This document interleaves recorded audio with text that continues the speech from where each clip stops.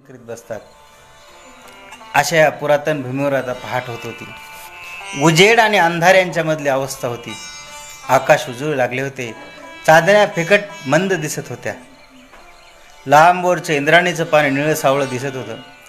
ताम्हणात पूजेला घेतलेल्या देवांसारखं दिसणारं आळंदी गाव आता दिवसाचा आकार घेऊ लागलं होतं. हालूबोलू लागलं होतं. इंद्राणीच्या पाण्यात कोणी त्रिकालदृष्ट्या प्रवासी पाठस्नान करीत होता आणि तोंडाने धीरगंभीर आवाजाने विष्णू स्तोत्र म्हणत होता. काठावरच्या पिंपळाला 2-3 प्रौढ सुवासिनी प्रदक्षिणा घालत होत्या. त्यातली एक सुवासिनी दिसायला फार रूपवान होती. तिच्या रूपाने सावळी पाट उजळल्यासारखी झाली होती. तिने झुळझुळीत नऊवारी लुगडे अंगावर नेसले होते. अंगात जरी काटाची दुधकी चोळी होती. कपाळावर कुंकुमतिलक होता. गळ्यात मंगळसूत्र होतं आणि डोक्यावर केसांचा खोपा बांधलेला होता. बाई रूपवान होती, पण तिच्या चेहऱ्यावर एक मलोल उदास शरीराचा तबंग होता. उरात दुःखाचं गाव असावं तशी तिची मुद्रा दिसत होती. तिची शेवटची प्रदक्षिणा चालू असतानाच नदी तीरावरून एक वृद्ध संन्यासी आपली ओले पावली टाकीत संथपणे येत होता. तो येत होता आणि तसाच पुढे निघून जाणार होता. त्याचे कान कालवृक्षाची सळसळ ऐकत होते. त्याच्या डोळ्यात भूत आणि भविष्य बांधून पडले होते. तो निघून जाणार तेवढ्यात 2 सुवासिनी आल्या. त्यांनी हातातली तपकं खाली ठेवली आणि संन्याशाला वाकून नमस्कार केला. सच्चिदानंद सच्चिदानंद.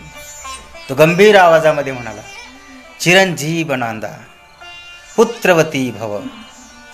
येथे राजांच्या मुखातून आलेला आशीर्वाद तिने ऐकला आणि ती ताठ झाली. स्वामींकडे स्थिर नजरेनं पाहत राहिली. तिचा चेहरा अधिकच व्याकुळ झाला, उदास झाला.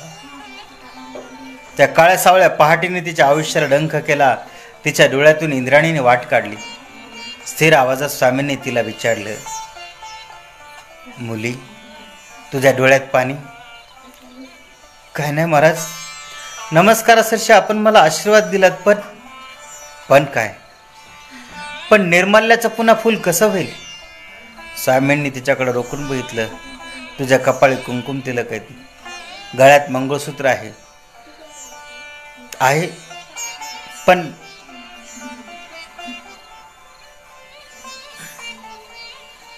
तिला थरथरून आलं. तेवढ्यात 2 सुवासिनी पुढे आले. एकीने सांगितलं, एकीने तिला सावरलं. दुसरी यतिराजांना म्हणाली, महाराज, हिचे पती परांगता झालीत. कुणी म्हणतं संन्यास घेतला त्यांनी. संन्यास?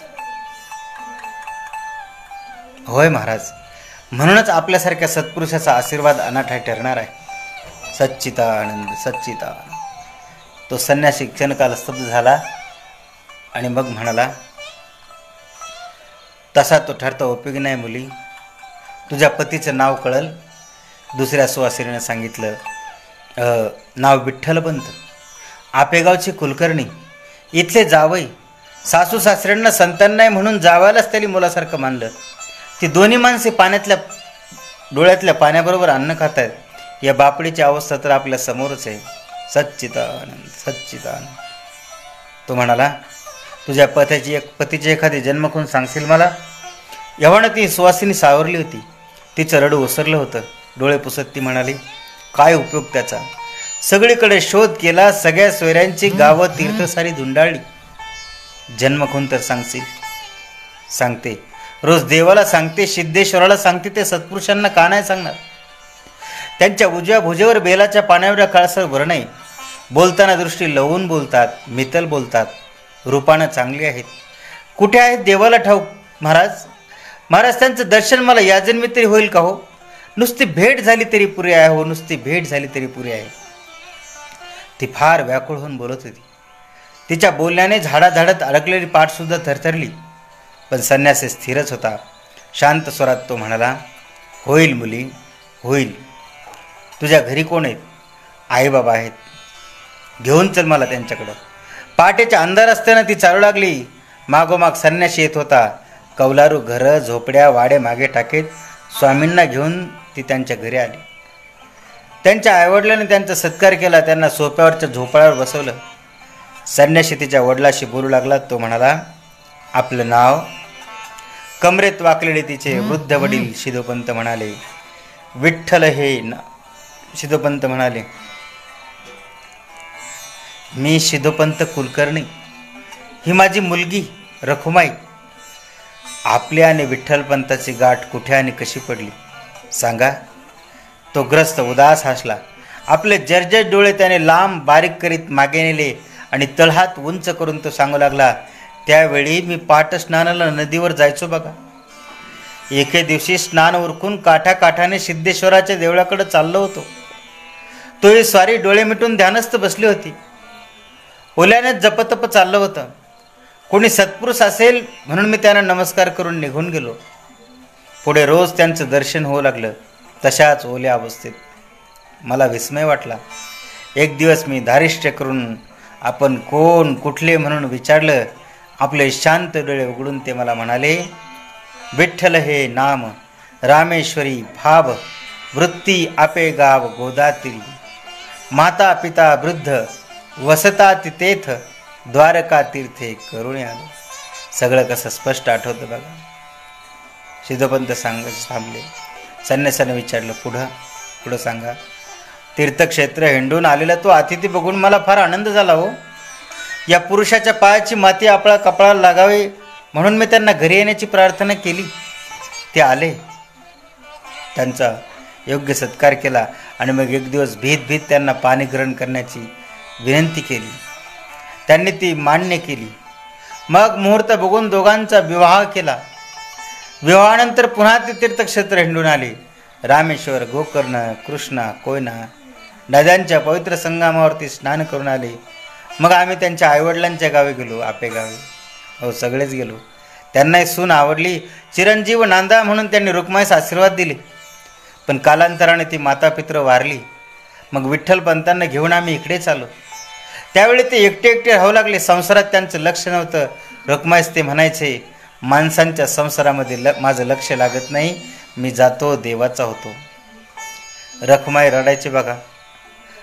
आम्ही त्यांची समजूत घालायचो की पितृऋण फेडल्यावर चित्तास येईल ते करा, पण संतती नाही झाली. पुढे दिवसेंदिवस ते जास्तच एकटे राहू लागले. रुक्माईजवळ निरोप मागू लागले. एका दुस्थित वेळी रुक्माई त्यांना जा म्हणाली बघा आणि गेले निघून. पुन्हा आम्ही तिघेच उरलो. उगो त्या सूर्याकडे रोज आशेने बघतो, पण काय ठिकाण नाही त्यांचा. विठ्ठलपंत सांगायचे थांबले. संन्याशी उठायची तयारी करीत सच्चिदानंद सच्चिदानंद म्हणाला. इतका वेळ दाराड उभे असलेले रुक्माई आणि तिच्या आई पुढे आल्या. त्यांनी स्वामींना पुन्हा नमस्कार केले. त्यांनी पुन्हा आशीर्वाद दिले त्यांना. चिरंजीव भव, अष्टपुत्र सौभाग्यवती भव. गलबलत्या स्वरात सिद्धोपंत म्हणाले, महाराज तसं होऊ दे. आमच्या थकलेल्या डोळ्यांना एकदा तरी जावई बापू दिसू देत. दिसतील. माझा संन्यासाचा शब्द परमेश्वर खोटावू देणार नाही. आणि त्या दुःखाने वाकलेल्या घरावर आशीर्वाद उधळून स्वामी निघून गेले. लांबवर जाणारे त्यांच्या खडावाचा आवाज ऐकत ते तीन जीव कितीतरी वेळ दाराड उभे होते. श्रीपाद स्वामी निघून गेले. त्यावेळी पूर्वेकडे तांबडं चिमलं होतं आणि रुक्मिणी ईशत अंगाने आपल्या अंगणामध्ये रांगोळीचे ठिपके काढत होती. श्रीपाद स्वामी निघून गेले आणि रखुमाईच्या आयुष्याला चहू अंगाने हिरवे कोंब फुटू लागले. कुंकवाखालच्या गोंधळ्या तुळशीच्या आकृतीला सुद्धा जांभळ्या मंजिरी लटकल्या. हरवलेल्या सगळ्याच गोष्टींना एका अर्थाने घेरलं. प्रदक्षिणा घालताना पहाटेच्या काळखाळ सळसळणाऱ्या पिंपळाची भीती गेली. तो आता कसली तरी उत्कट गाणी गातोय असं तिला वाटलं. इंद्राणीच्या डोहातून आपल्याला कोणी हाका मारता असा तिला भास होऊ लागला. आणि मग रोज सायंकाळी बॅकग्राऊंड इंद्राणीचं काळं पडलेलं पाणी, डोक्यावरती दाट ढग, भोवती गाड खेडे, करकरीत तिन्ही सांजा, कुठल्या तरी घरातून ऐकू येणारा देवझांजा, ऐल तीरावर बसून ती मातीतून फुटत उमटत गेलेल्या आयुष्यांकडं आयुष्य पाठीशी बांधून वाट पातरायची. पण परतीच्या खुणाकुठे पुसर सुद्धा दिसायचं नाही. पहिलं तीरावरून एखादी धुनी पेटलेली दिसे. मनात भलतसलत यायचं. वाहून गेलेलं गाव आता परत भेटणार. उद्ध्वस्त मांडवाच्या दारी पुन्हा एकदा वसंत येणार. नात्या गोत्यांचे वेल वाढणार आणि त्या आभाळाला टेकणार. पण असं नुसतं वाटत राही. कुणीही येत नव्हतं आणि कुणीही जात नव्हतं. संध्याकाळी ती उदास मनाने घरी येत होती आणि दुसऱ्या दिवशी पुन्हा नव्या उल्हासाने दिवस जागीत होती. झोक्यावर बसून उंच उंच जात होती. नदी पलीकडे वाटेवर कोणी दिसते का पाहत होती आणि पुन्हा तडफडणाऱ्या निराश मनाने घरी परतत येत होती. तिच्या आई मात्र चेहऱ्यावरून हात फिरवत तिला म्हणत होती, रखमाई, दृष्ट काढली पाहिजे बाळ तुझी. कधी नव्हे ते हल्लीकड हसू चेतलेलं असतं तुझ्या चेहऱ्यावर. रखमाई हसत होती आणि हसता हसता गंभीर होत होती. इंद्रायणीला पूर आला गेला, वसंताचा धुरळा उडला, हेमंताचा पाचोळा पडू लागला. तिच्या गर्भात कोणीतरी खोल व्याकोर हुंकार देत होतं. पडिले दूरदेशी मज आठवे मानसी, नको नको हा विरह कष्ट होतात जीवासी. दिनू तैसी रजनी मज जाली गे माये, अवस्था लावून या गेला अजूनी का नाही. मणी मानसी ती तळमळत होती आणि कुणीही येत नव्हतं. रोज तीच काळीच काणी. भिंत्या डोळे पाण्यानं ओथंबायचे. भिकारीच निघाला तो संन्यासी. खोटा क्षुद्र कसला आशीर्वाद आणि कसलं काय. चैतन्या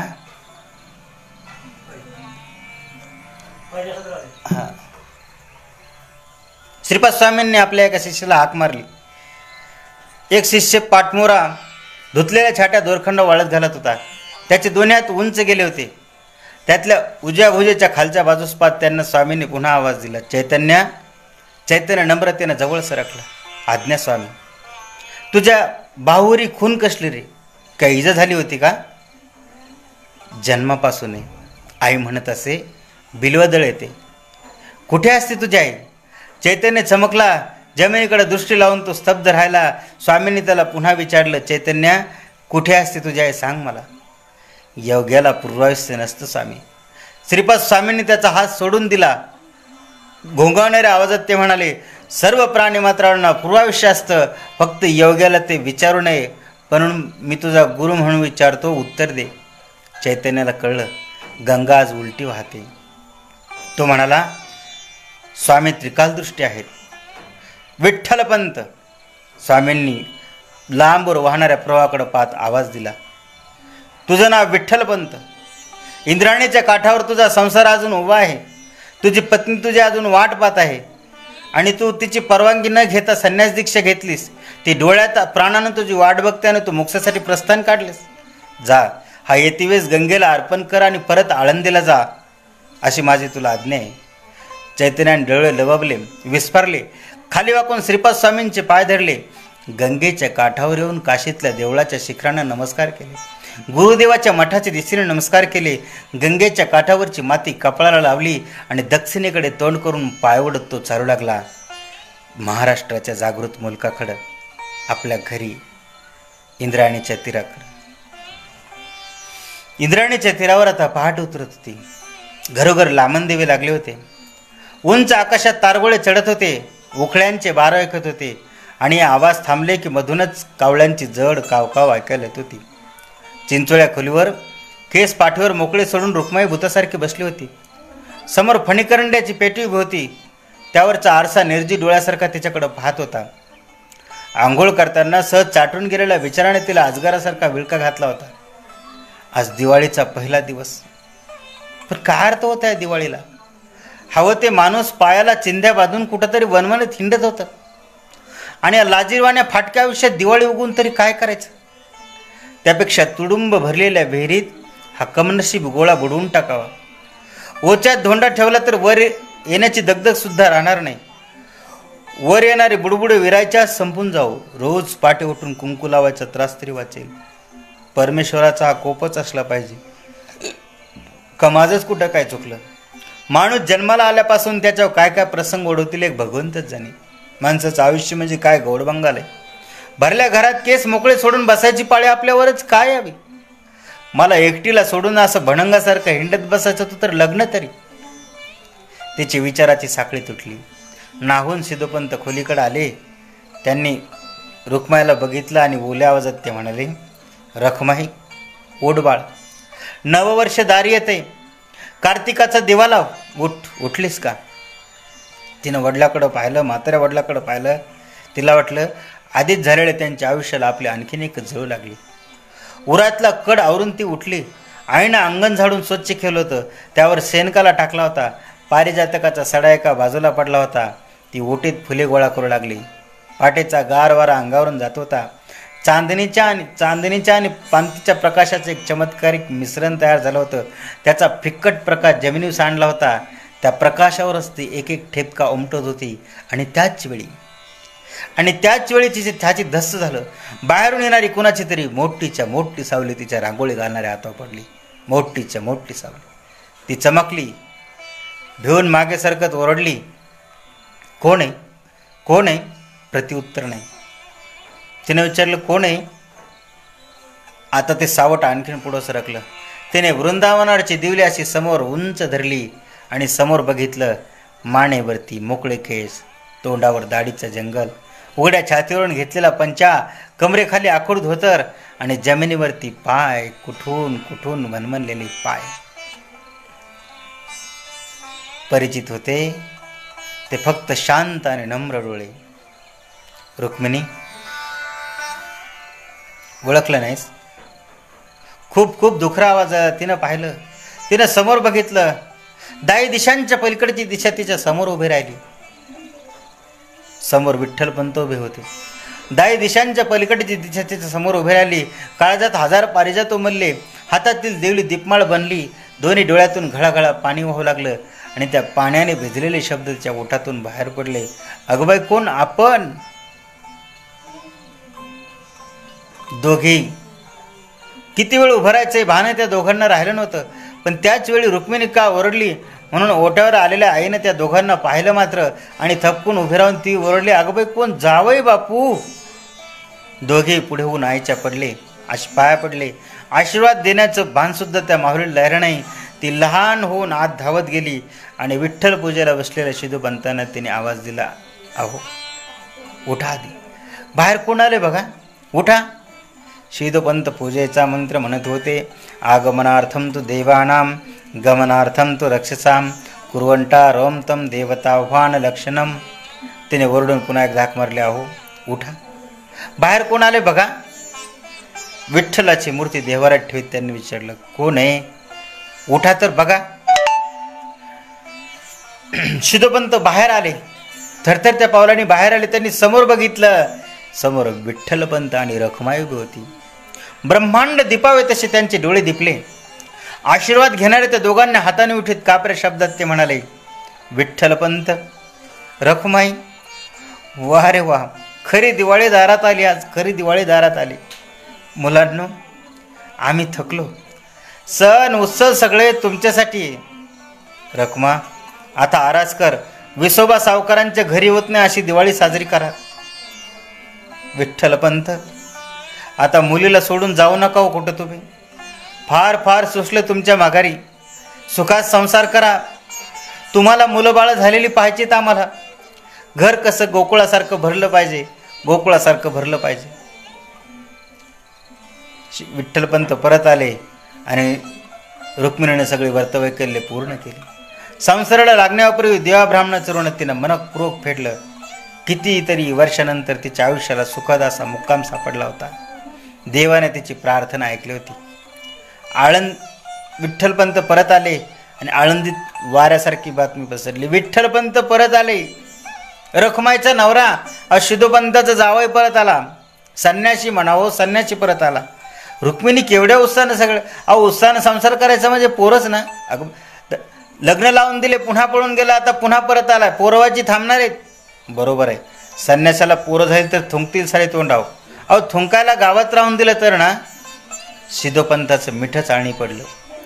जेवून गेलेलं ब्राह्मण सवासनं चर्चा करत बाहेर पडल्याबरोबर एकमेकांना निकसून सांगत होती, आपलीच माणसं धर्मपिढी निघाली. भलेंच्याच कशाला नावे ठेवता. संन्यासी नुसता घरी आला म्हणजे ग्रस्त आश्रमी होत नसतो. सगळ्या पाणी पडली. ओटीवर चर्चा होतच राहिल्या. गोष्टी रुक्मिणीच्या कानावर आल्या आणि डोक्यात मुसळ बसावं तसं तिला झालं. एकदा तर आळंदीच्या वेदनारायण विसोबा सावकारांनी भर रस्त्यात 4 लोकात शिदूपंतांची आबरू घेतली. ब्राह्मण आहात की चांडाळ, का अपराध घडला? आणखीन विचारता. संन्यासी जावयाला घरात घेतलात, पण धार्मिक संस्कार करूनच घेतला. संस्कार प्रेतावरही करतात म्हणून त्याला कोणी घरात ठेवून घेत नाही. काय बोलतात आपण? तुम्ही करता तेच. ग्रस्ताश्रम स्वीकारायला धर्माची सवलत विचारली होती, आधार विचारला होता, कोणाच्या साक्षीने संस्कार केले, धर्मपंडितांची परवानगी घेतली की कुठल्या पीठाचा परवाना आणला होता. कडाकड मुस्कडात बसावे तसे शिदोपंत वाकले. बोलायला काही पर्यायच नव्हता. कोणाच्याही संमतीखेरीज त्यांनी जावायला ग्रस्ताश्रमात ओढलं होतं हे खरंच होतं. विठ्ठलपंत निघून गेले. एखादं जनावर दुरीनं ओढत न्यावं तसे शिदोपंत निघून गेले. मागे विसोबा ओरडलेच. पोरीची एवढी माया होती तर दुसरा नवरा पाहायचा होता. रुक्मिणीला एक कळलं आणि तिनं आपलं डोकं थाड थाड आपटून घेतलं. स्वतःच्या नव्याने जागे होत असलेल्या मनुष्यत्वावर झरड न झालेला आघात सहन न होऊन ती स्वतःची मनगट चावत राहिली. चावत असताना स्वतःलाच विचारत होती, लग्न ही आपल्या विजयाची की पराभवाची निशाणी. जिवंत आयुष्य जगणारी माणसं मोठी का तत्व मोठी. एका माणसाने केलेल्या चुकीची शिक्षा सगळ्या कुटुंबाला काय म्हणून दिली जावी. ह्यांची चूक जेवढी खरी तेवढंच ह्यांचं चारित्र्य, विद्वत्ता, आचरणशीलता ही गोष्टी खऱ्या नाहीत का. परस्पर द्वेषाची साथ, अज्ञान आणि धर्मयुद्धे या सगळ्या मोठमोठ्या घडामोडींच्या आपल्यासारख्या दुर्बल बाईच्या आयुष्याशी का खेळ. झंझावातात सापडलेल्या एखाद्या पानासारखं जगाच्या गदोळ्यात नाही सवून एवढंच आपल्या हातात आहे. जगात माणसाची किंमत येऊन नाही काय. आळंदीची धर्मनीती जेवढी खरी तेवढंच यांचं पुन्हा संसारात येणं देखील खरं आहे. आणि मग स्वतःचा आत्महत्या लागण्याच्या क्षणी शरीर मात्र निश्चेष्ट पडत जातं तशी तिची अवस्था झाली. विठ्ठलपंत शांत होते. दिवसाचे व्यवहार ते निर्विकारपणे पार पाडत होते. स्नानसंध्या, भोजन, वामकुक्षी, पोथी वाचन, इंद्राणी काठी, फेरफटका, पुन्हा संध्याकाळची स्नानसंध्या. त्यांचे व्यवहार ती सर्व माझघरात बसून पाहत राहायचे. दाताखाली इंद्राणीची वाळू सापडल्यागत तिचं अंग शार आहे. दिवसाचा स्वच्छ प्रकाश विझू नये, दिवस संपू नये, रात्र पडू नये असं तिला वाटायचं. वाटेल तो प्रसंग कोसळावा पण रात्र पडून त्यांच्या खोलीकडे जाण्याची वेळ येणे असं तिला वाटे. मधली कुठली कामं काढायची. संसाराचा खेळ फार अंतरावरून फार काळ खेळता येत नाही, त्याला पंचेंद्रियाचं अधिष्ठान लागतं हे तिला ठाऊक नव्हतं. विठ्ठलपंतांना हे पुरेपूर ठाऊक होतं. आंब्याच्या मोहराचा धुंदवास त्यांना झोपेतच येई. ते रुक्मिणीकडे पाहत आणि हसत रुक्मिणी थरथरत असे. आपल्याला मुलं बाळ नाहीत तर लोक एवढे खायला उठतात. आपण संन्यासी म्हणून उद्या मुलं बाळ झाली तर कावळ्यासारख्या टोच्या मारतील. नको हा मोह. रुक्मिणी, तुम्ही सर्वांनी मला प्रपंचात ढकललत. आता सिद्धेश्वर काळजीबाई. ध्यायतो विषाण पुंसक संगस्तेषुपजायते, संगात संजायते काम, कामात क्रोधो विजायते, क्रोधात भवति सम्मोह, सम्मोहात स्मृती भ्रम, स्मृती भ्रशात बुद्धिनाशो, बुद्धिनाशात प्रणश्यती.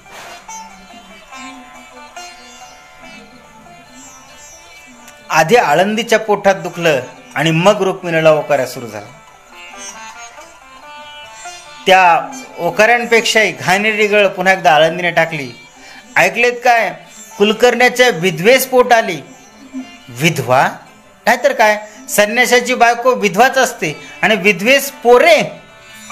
अदृश्य अमुक शक्तींप्रमाणे माणसांच्या प्रतिक्रिया म्हाताऱ्या शिदोपंताच्या कानावर आल्या आणि त्यांनी हाय खाल्ली. डोहाळ्यानं जेवता रुक्मिणी बाळंत झाली. एखाद्या विषप्रयोगाने मारलेल्या माणसाचं अर्धउदय करावं तसं विधवा आईने तिचं बाळंतपण गुपचूप केलं. पोटातून प्रसूतीच्या वेदना येत होत्या त्यावेळी तिच्या डोक्यात एकच विचार थैमान घालत होता, पोटातून येणारा गोळा मेलेला बाहेर यावा, थंड, नाहीतर आपण तरी जिवंत रावलं. खाणच संपली तर पाप तरी जन्माला यायची नाहीत. पण तसं झालं नाही. माघ वद्य प्रतिपदेच्या प्रातःकाळी रात्रीच्या स्वप्नात एक कोळा सूर्य आला. एका बाळाचा जन्म झाला. शुद्धीवर आल्यावर तिनं चिरगुट्यात गुंडळलेल्या मुटकुड्याकडे पाहिलं आणि ती दचकली. तो हुबे विठ्ठलपंतासारखा दिसत होता. त्याच्या जीवनीच्या कडेला झिरपलेली लाळ तिने पदराने पुसली. त्याला उराशी धरून पटापटा पापे घेण्याचा तिला विलक्षण मोह झाला. पण अंगातलं वारं गेल्यासारखं ती त्याच्याकडे नुसतं बघत राहिली. मुलगा झाल्याचा आनंद तिला नव्हता, घराला नव्हता. कुणाचा मुलगा म्हणून सांगणार. विठ्ठलपंतांना सगळं गाव मेलेलं समजत असं. त्याच वेळी बाहेर ओटीवर कोणीतरी बोलत होतं, मुलगा फार मोठा होणार आहे, पण मूळ नक्षत्रावर जन्म झाला याचा, निवृत्ती नाव ठेवायचं. निवृत्ती, मूळ नक्षत्र, काय विलक्षण योगायोग आणि काय विलक्षण नाव. संसारातून निवृत्त झालेल्या एका बापाच्या मुलाचं नाव निवृत्ती. तिचा जीव गुदमरला, अंगाला दरदरून घाम सुटला, रक्त गेलेले तिचे शरीर थिजरलं आणि पुन्हा एकदा ती बेशुद्ध झाली. असं नेमकं 4 वेळा घडलं. 2-2 वर्षाच्या अंतराने 4 वेळा. रुक्मिणीच्या गर्भात आभाळ उतरलं. ही आभाळाचीच थोरी होती. चंद्र सूर्याने आपलं तेज त्याला दिलं होतं. चांदण्याने आपली शीतलता त्यावर वाहिली होती. वेदकाळातील पहाटेनं आपलं सौंदर्य त्यावर पसरलं होतं. गर्भबंतर रुक्मिणी थरथरली. 4 वेद जन्माला आले. 4 वेद घरात रांगू लागले. रांगता रांगता चालू लागले. चालता चालता बोलू लागले. तेही वेदच, आकाशाची भाषा. घराचं गोकुळ झालं, पण बघायला शिदोपंत राहिले नाही. आभाळ नांदायला खाली आला आणि ते वर निघून गेले. जन्माची चुकामुक झाली. रुक्मिणीने तिच्या माहेरच्या माणसांनी घेऊन गेले. माहेर नाही, सासर नाही, ओटीत फक्त भनभनणारा वारा राहिला तिच्या. मागोमाग ते घरही गेलं. सगळ्या आयुष्यावरच गिधाडे उतरले आणि टाचा टोच्या मारू लागले. संन्यासाचा संसार, भ्रष्ट संसार, शूद्र आपत्ती. सर्व ब्राह्मणांनी पंडितांनी घर वाळीतच टाकलं. माणूस अनाथ असलं म्हणजे त्याची पत कुत्र्याजवळ सुद्धा राहत नाही, हेच खरं. आणि मग मुक्ताला कडेवर घेऊन सिद्धबेटातल्या झोपडीत राहायला यावं लागलं. त्याचं रुक्मिणीला आता स्मरण झालं. आता भोवती कुडाच्या भिंती बी होत्या. आकार नसलेल्या त्या जागेत फुटका संसार पसरला होता. चिरगुटात 4 मुलं झोपली होती. थोरला निवृत्ती, ज्ञाना आणि सोपानाच्या मध्ये मुक्ता. कोपऱ्यात काजळी धरलेला लांबन दिवा धूर ओकत होता. मुलांची मुंजीची वय होऊन गेली होती. या वर्षात तर मुंजी करायलाच हव्या होत्या. ब्राह्मणे तर संन्यासाची पोर म्हणून त्यांना संमती सुद्धा देत नव्हते. उलट संन्यासाला एवढं संसार फुलायचं दारिष्ट्य तरी कसं झालं, असं सगळं गाव बोलत होतं. तिला वाटलं, आपल्या देखत मुलांचे हे हाल तर मग आपल्या माघारी काय होईल. तिच्या घशात वदका आला. डोळ्यातून अश्रू येऊ लागले. थोरला जागाच होता निवृत्ती. तो उठला. त्याने विचारलं, आई काय झालं. बघणारे निवृत्ती, तुझे बाबा आणखीन परत आले नाही. निवृत्ती म्हणाला, कुठे गेलेत. सिद्धेश्वर मंदिरात धर्मसभा आहे, तिथे गेलेत. निवृत्तीचा आवाज उंचावला. तो म्हणाला, कशाला गेलेत. धर्म मार्तंडांना आरती द्यायला. त्याचा आवाज ऐकून ती चमकली. गरिबीत एवढा तुसडा आवाज कसा निघू शकतो असं तिला वाटलं. जमिनीवर बोटाने रेघोट्या काढत ती म्हणाली, त्यांनी पुन्हा आपल्याला धर्मात घ्यावं, पुन्हा पावन करून घ्यावं म्हणून गेलेत. निवृत्ती म्हणाला, कोण म्हणतो आम्ही धर्मबाई आहोत म्हणून. धर्मबाई आहेत तर ते आळंदीचे ब्राह्मण. असलोच तर आम्हीच खरे धर्मात आहोत. सुचीनाम श्रीमताम गेही योग भ्रष्टो बिचाहित. निवृत्तीच्या बोलण्याने ती कुडाची झोपडी थरथरली. आता ज्ञानदेवाला सुद्धा जाग आली. आपले मंजूळ कमळासारखे डोळे उघडून तो आयदादाचं बोलणं ऐकत पडून राहिला. निवृत्ती म्हणाला, कोणास ठाऊक, आम्ही कदाचित गतजन्मीचे साधके असू. त्याच्या बोलण्याने ती चमकली. तिला वाटलं, केवढा अहंकार, कसा बोलतो हा. ती म्हणाली, मग आमच्या पोटी जन्माला कशाला आला असता रे. निवृत्ती म्हणाला, आई तुमच्या पोटी जन्म घेणं रामकृष्ण अवतारांना सुद्धा आवडलं असतं. तुमच्या इतकी सात्विक आणि आचरणशील माणसं आहेत कुठे. हो रे, पण हो, अनेकदा ऐकले. बाबांनी लग्नानंतर संन्यासानंतर गृहस्थाश्रम स्वीकारला, पण गुरूंच्याच आज्ञेने ते संसारात आले ना. ही गावठी पंडित श्रीपद स्वामींपेक्षा अधिक मोठे झाले का. इतका वेळ आईदादांचं बोलणं ऐकत पडून राहिला. ज्ञानदेव आता उठून बसला. तो निवृत्तीला म्हणाला, परंपरेनं वर्णनाम गुरु आहेत दादा, अधिकारी आहेत. थोतांडे ज्ञानसार, विशुद्धांची अवहेलना छंदच यांचा. शंकराचार्यासारख्या महान धर्मसूर्यावर थुंकले धर्मपंडित. त्या महान मातेला मंत्राग्नी सुद्धा लागू दिला नाही. संतप्त निवृत्तीचं वाक्य तोंडातच राहिलं. झोपडीचं दार उघडलं आणि एखाद्या जखमी श्वापादानं आत यावे तसे विठ्ठलपंत आत आले. थोडा वेळ कुणीच काय बोललं नाही. रुक्माईला ती शांतता सहन झाली नाही. कुणीतरी बोलत असावं, आसपास माणसांचं वातावरण असावं असं तिला वाटलं.